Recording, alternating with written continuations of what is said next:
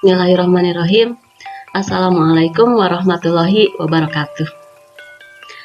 Kumaha sadayana dararamangnya mudah-mudahan. Alhamdulillah dina dangat ayeuna urang tiasa tepang deui dina pangajaran bahasa Sunda. Kanggo dina laungan ayeuna urang medar perkawis wawacan. Sateracana aya nu kantos ngadangu istilah wawacan. Santen lahnya karajin kreatif.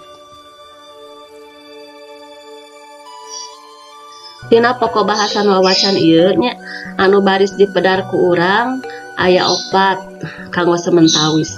Anu kahiji engke urang ngobrolkeun wangenan atanapi pengertian, teras nu kadua gumelarna wawacan atanapi munculna kitu nya wawacan sapertos kumaha zaman harita.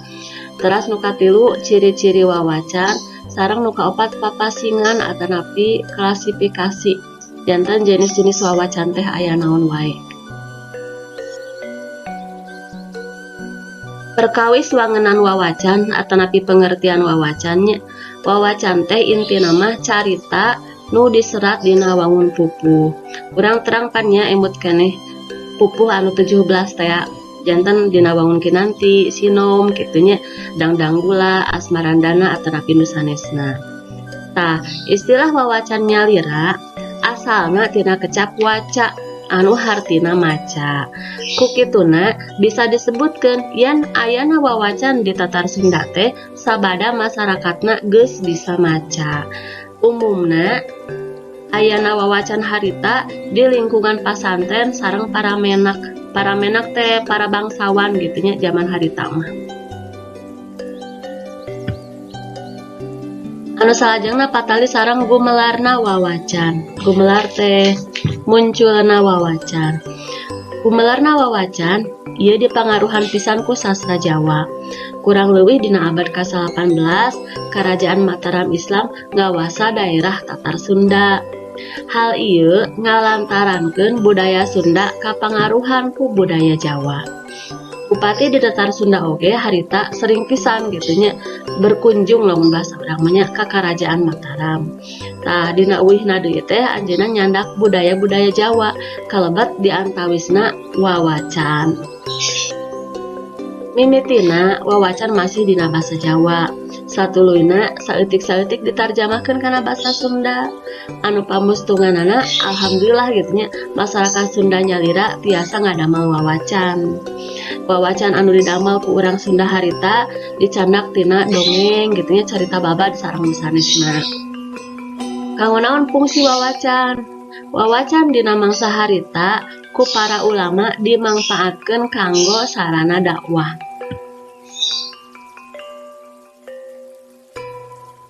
Saterasna urang ngobrolkeun ciri-ciri wawacan. Ciri-ciri wawacan nu kahiji caritana ditulis dina wangun pupuh. Janten kauger ku patokan pupuh. Urang emut keneh pannya patokan pupuh teh aya 4. Anu kahiji guru lagu, teras nu kadua guru wilangan, anu katilu jumlah padalisan sareng nu kaopat wakal. Guru lagu nyaeta sora vokal di akhir gitunya dina unggal barisna. Teras guru wilangan jumlah engang atanapi suku kata dina unggal baris. Teras jumlah padalisan ya jumlah barisna eta nyalira gitu sareng watek mah karakter dina unggal pupuh. Ciri wawacan anu kadua maca atanapi nepikeun wawacanana teh ku cara ditembangkeun disebatna beluk sareng ciri nu katilu anonim.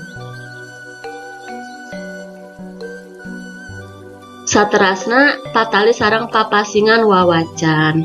Ieu sakirang-kirangna aya tilunya ngobrolkeun papasingan atanapi klasifikasi tina wawacan. Anu kahiji wawacan anu eusina nyaritakeun ngeunaan nabi. Teras papasingan anu kadua aya wawacan anu asalna atanapi caritana dicanak tina carita babad. Sareng anu katilu wawacan nu eusina nyaritakeun ngeunaan tatanen jeung ubar. Tatanen teh pertanian gitunya. Anu kahiji wawacan anu nyaritakeun ngeunaan nabi. Contoh-contoh judulna di antawisna aya wawacan Nabi Paras, teras wawacan Mi'raj Kangjeng Nabi Muhammad sallallahu alaihi wasallam, aya oge wawacan sajarah Ambia gitunya. wawacan layang seh, wawacan babad ambia sareng nu sanesna.